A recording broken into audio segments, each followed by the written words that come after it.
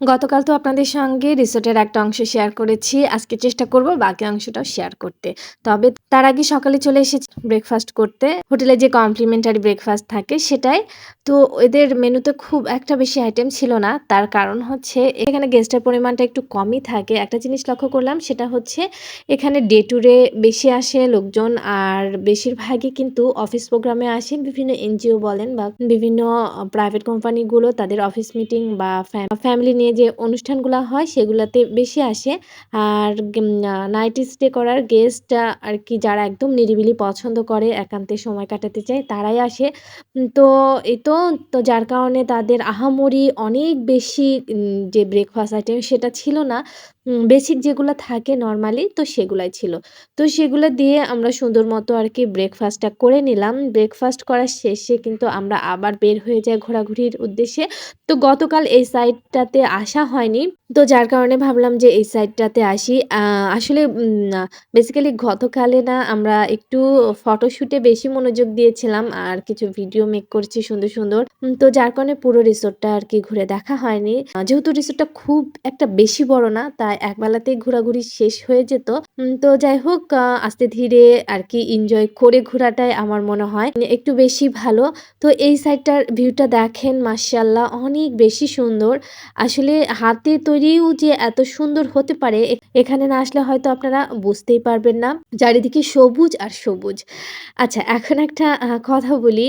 দেখা যাচ্ছে অনেকেই আছেন নতুন, নতুন বিয়ে হয়েছে। প্রিয় মানুষটাকে নিয়ে একটু কোথাও ঘুরতে যেতে চাচ্ছেন, নিজেদের মতো করে টাইম স্পেন্ড করতে চাচ্ছেন কিন্তু বাজেটের সমস্যা আছে। মানে দূরে যাওয়া পসিবল হচ্ছে না বা টাকা-পয়সার ব্যাপার তো থাকে। সবার তো আর সব রকম সামর্থ্য থাকে না। তারা কিন্তু অনায়াসে একদিনের জন্য হলেও প্রিয় মানুষের সঙ্গে এই জায়গাটাতে ঘুরে যেতে পারেন। নিজেদের মতো করে একান্তে সময় আরকি কাটাতে পারেন। আসলে দেখেন আমাদের মধ্যবিত্ত যারা আছি আমরা তাদের কিন্তু সবসময় শখ থাকে, অনেক কিছু করার ইচ্ছে হয়। কিন্তু ওই যে একটা জায়গায় গিয়েই আমাদের সবকিছু বাধাগ্রস্ত হয় সেটা হচ্ছে ফিন্যান্সিয়াল একটা ব্যাপার থাকে।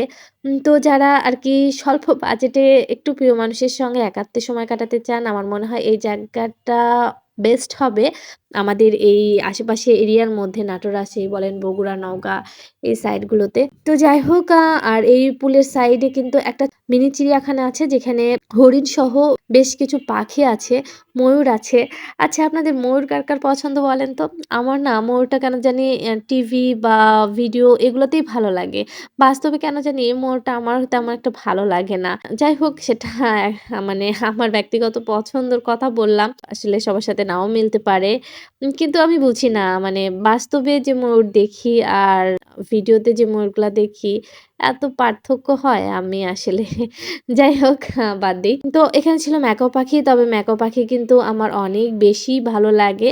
তো ম্যাকাও ছাড়াও বাজিগর, ককাটেয়াল বেশ কিছু চীনা মুরগি সবকিছু দিয়ে একটা ছোট্ট চিড়িয়াখানা বাচ্চাদের জন্য।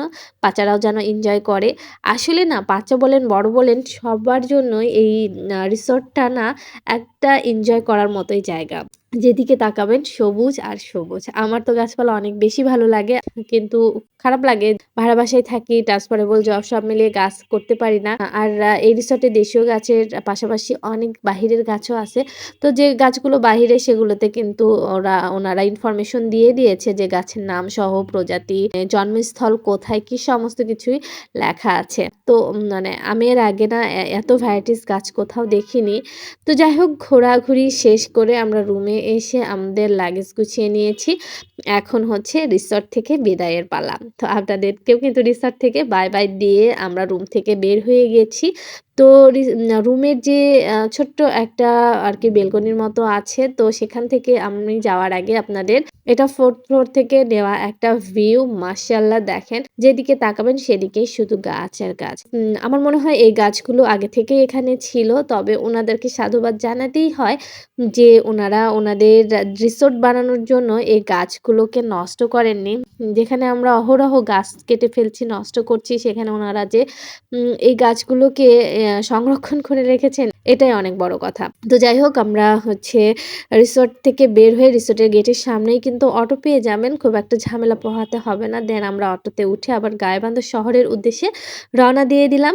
আর রিসোর্টকে বাই, বাই দিয়ে দিলাম। ইনশাআল্লাহ নেক্সট ডে আবার আসা হবে এই রিসোর্টে। দেন এই তো আমাদের পরবর্তী গন্তব্যে যাওয়ার জন্য আমরা বাসে উঠব। তো এই হচ্ছে বাস। এর থেকে বেটার বাস আর এই রুটে নেই।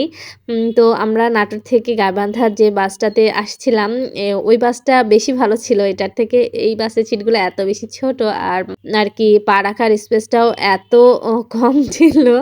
তো যাই হোক আমরা নিজেদের মধ্যে একটু হাসাহাসি করছিলাম। তবে এই বিষয়গুলো কিন্তু ভীষণ এনজয় করেছি। যেহেতু আমাদের কোনো ঝামেলা ছিল না, বাচ্চা-কাচ্চা ছিল না, শুধু ২ জন। সো যেকোনো উপায়ে পৌঁছালেই হলো এরকম একটা ব্যাপার ছিল। তো যাই হোক নেক্সট ভিডিওতে অবশ্যই আপনাদের সাথে শেয়ার করব আমরা পরবর্তীতে কোথায় গিয়েছি। সেই পর্যন্ত সবাই ভালো থাকেন, সুস্থ থাকবেন। আল্লাহ হাফেজ।